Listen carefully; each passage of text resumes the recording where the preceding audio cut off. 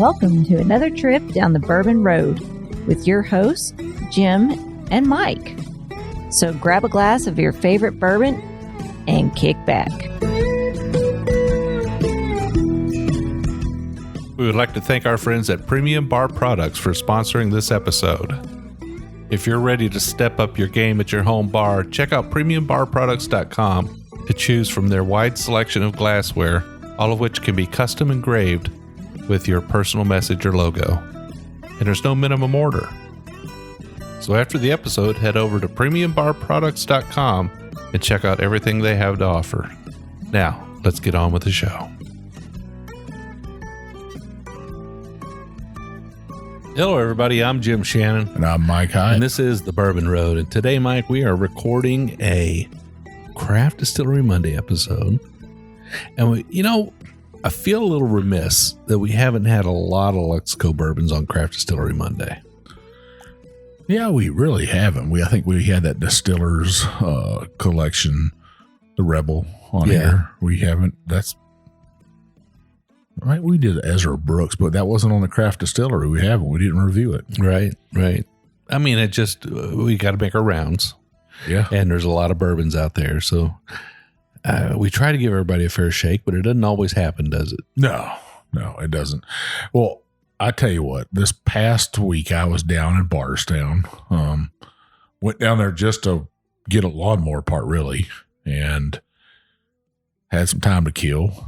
So I was like, hey, I asked an old friend and said, hey, would you like to check out some distilleries with me? And he's like, yeah. I said, well, let's go ahead and go to Luxco first. And I walked in there, and Mr. Vincent Clark, their lead ambassador, recognized me, and me and him got to talking, and he was like, what would you guys come in here for? And I was like, well, I was going to pick up some of this 1843 up down here. It's $25 at the distillery. He was like, well, I'll just give you a bottle. I was like, well, we'll review it. So true to our word, Vincent, we're going to review your David Nicholson 1843 whiskey. Yeah, so the David Nicholson line of whiskeys, there's more than one expression. There's two of them. Yeah. There's the David Nicholson Reserve, and then there's this 1843. The difference in the two is the 1843 is a wheated bourbon. Aha, now I see the method to your madness. Like a mad scientist. Yeah, so you were after the wheat. Yeah. I didn't have a bottle of this at home. Yeah. And I'd read different things, and, people were like, it's not wheated bourbon, but this is a wheated bourbon. And the brand's actually pretty old. Yeah. Tell me a little bit about that. So David Nicholson was in a grocery store in St. Louis and created this brand in 1843, created his own wheated bourbon. Julian Van Winkle bought it in 2000. And then somewhere after that, Luxco bought it from him. So I could kind of see how the Van Winkles wanted to buy some wheated bourbon up. Yeah. Now, you see this bottle on the shelves, at least here in Kentucky, just about everywhere you go. Yeah, $25. Yeah. That's not a bad price for a wheated bourbon. So the Reserve is a black label. Yep. And the 1843 is a white label. Yep. Now, here's the thing, is we know for a fact that this is distilled at Heaven Hill. Yeah. So could it be the same juice as Larceny? Well, I would say it can't be too far off, but we all know how much barrels can differ based on location in the rickhouse. Yep. And age. So even if the mash bill is the same, that doesn't mean it's going to taste the same. Yeah, and this has an undisclosed mash bill. This is 100 proof. There might be where the difference lies. I don't know, but I still like it. This is a Kentucky straight bourbon whiskey, 100 proof, coming out of Luxco, which was recently bought by who? MGP. Yeah. I hope they keep it the same.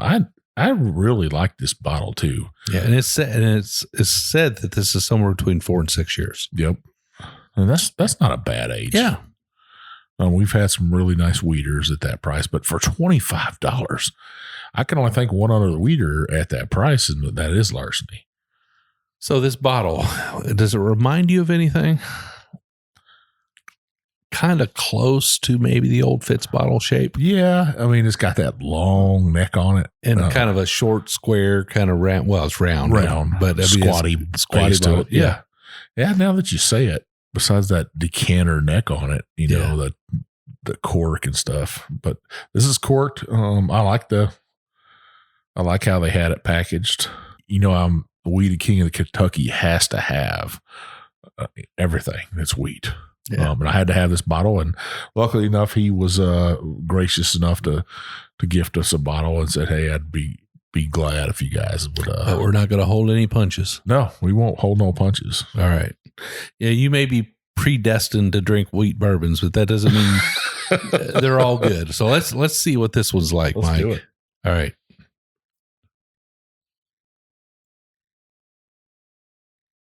Oh my goodness! So that really does have that kind of almondy, nutty nose on it.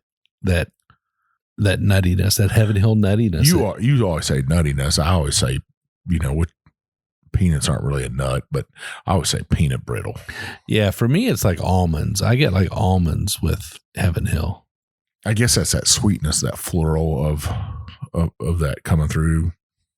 But it's still got a little bit of a darkness to it, just a tad bit of dark fruit, kind of an oakiness, a dark fruit oakiness that's coming through. Now, would you call that color like a golden amber? Yeah, I would say it's a little on the lighter side, but respectable. It's really kind of a good nose. I like that.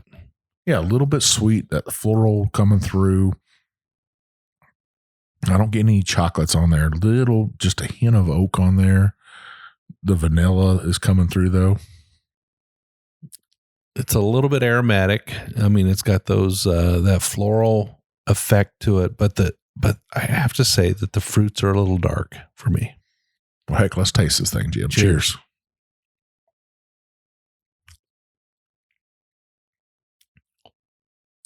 A little thin, but it's got a bite to it. Well, it sunk right down there, and that Kentucky hug is taking effect. Now that peanut brittle I spoke of, I got it right on that front of the palate. Rolls back with like that bite you said. Not like Pop Rocks. This is not Larceny. No. I'm going to say that right now because I had Larceny last night. And this is not Larceny. It may be the same mash bill. It may be the same distillery, but it's not the same profile. I'm trying to see what else I'm getting off of there. It's more oaky. It does have a little bit more oak, a little bit more spice to it. Yep. I would say it's it's definitely got it's drier than Larceny, not as sweet. Kind of surprised by that. It's not so soft up front. It's a little bit more it's got a little bit more of a bite to it. A little bit darker. It's a different animal than Larceny. It's a different animal than Old Fitz.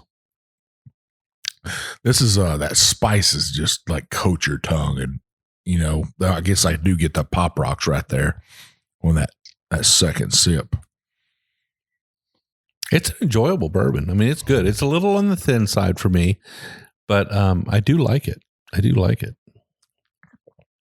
agree with you about the viscosity of this. It's not super oily. It doesn't have great legs and gas in the glass, but like you said, man, what a Kentucky hug this thing has. For 100 proofer. Yeah. This thing's it's taking hold. I just wonder if this is not from a very specific warehouse location that generates barrels, that really have this profile, that have this kind of a barrel bite to it. This darker with a barrel bite. I mean, I guess you get that with more exposure to the heat, right? So do you think they're taking and putting those bottles or barrels over at Luxco? I honestly don't know. I just think that if Heaven Hill has one weeded mash bill, and this is that much different than Larceny and Old Fitz, something different is happening with the maturity process. Yeah, it'd be nice to take a bottle of Rebel, a bottle of this, a bottle of Larceny, a bottle of Old Fitz, and just set them up against each other and see how it rolls. Yeah. And do it in a blind. Yeah, I think this would fare fairly well. I don't think that this is a, this has got a little bit more bite. Larceny's a little bit more of a sweeter, softer bourbon.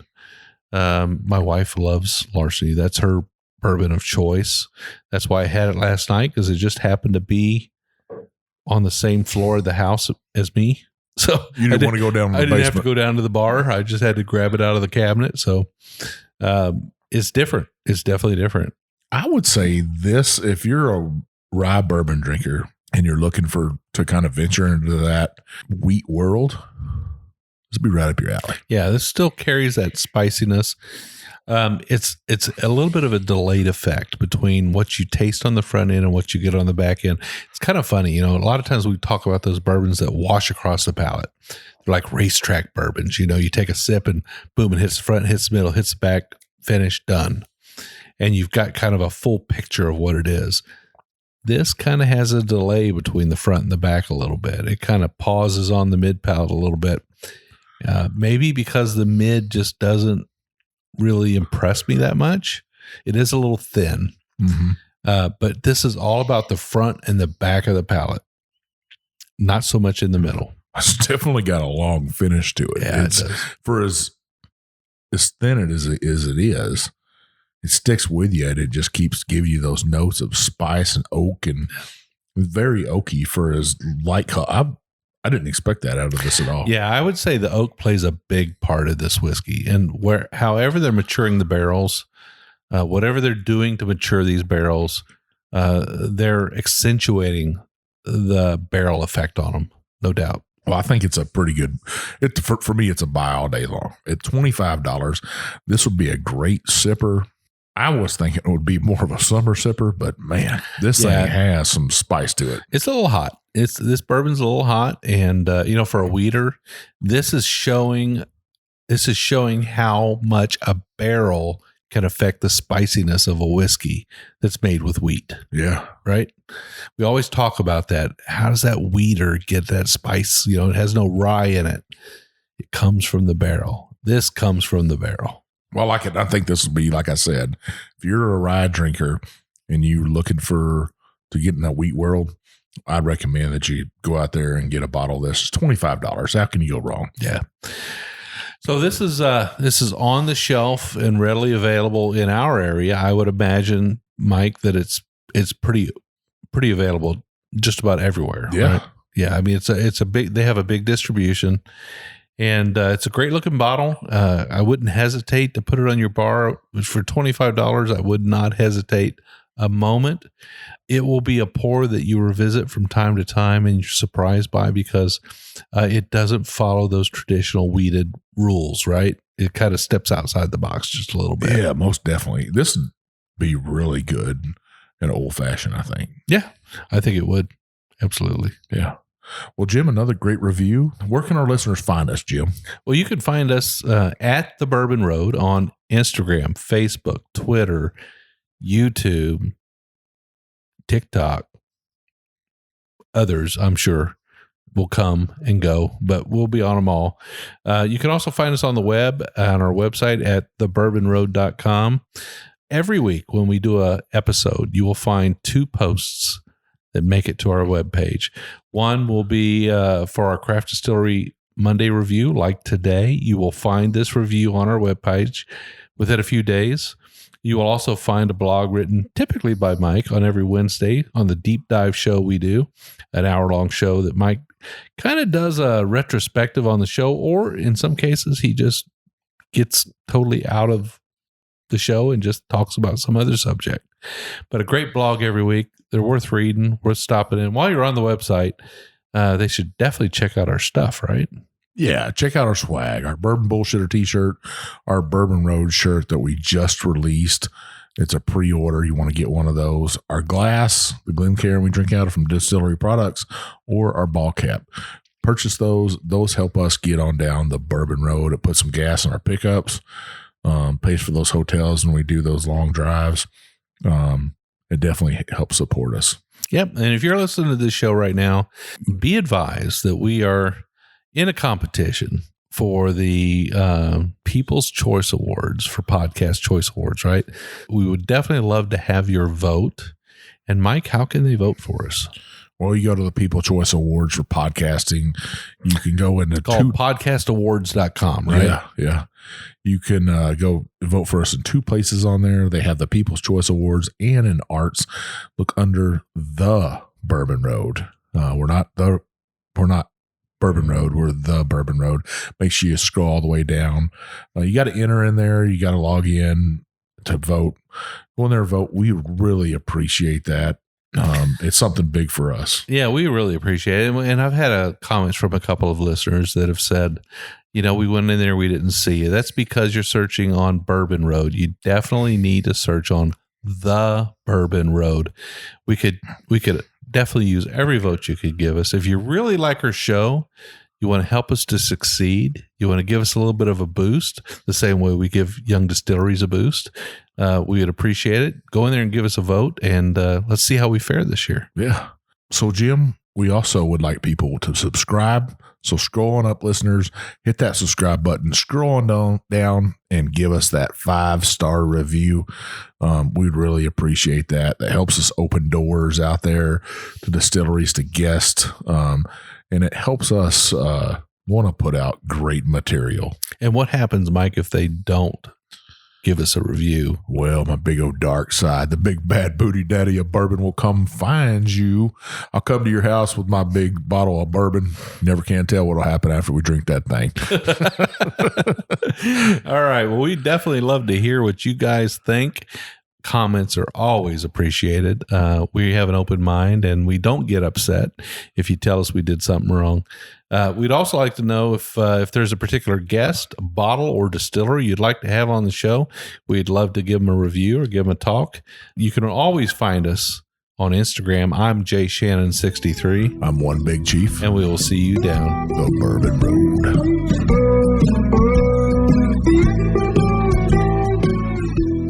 You can't drink whiskey without glassware. And Mike and I are extremely pleased to have a sponsor like Premium Bar Products. Premium Bar Products offers direct-to-consumer the finest whiskey glasses, cocktail glasses, and bar tools with your own personal engraving. I mean, you can write anything you want on these glasses, anything from a company logo to a personal statement, and there are no minimum orders. Their direct consumer platform offers you the opportunity to purchase small quantities of your favorite glass shapes that enhance the pleasure of enjoyment and drinking a whiskey and make it all very positive. They offer the absolute finest trending and handmade glasses, as well as a comprehensive range of styles, and all of their items have been designed with purpose, practicality, and longevity in mind. So if you're a bourbon or whiskey group and you need custom logos, you need to reach out to Premium Bar Products. If you're an individual, you just want a few for your bar, to impress your friends, to give out as gifts, you need to call Premium Bar Products. They need to be your one and only source for custom glassware. I can tell you right now, the Bourbon Road, that's who we use. Janie and Carson and the team there at Premium Bar Products will take care of you. They'll treat you like family, and they'll take care of you with every order.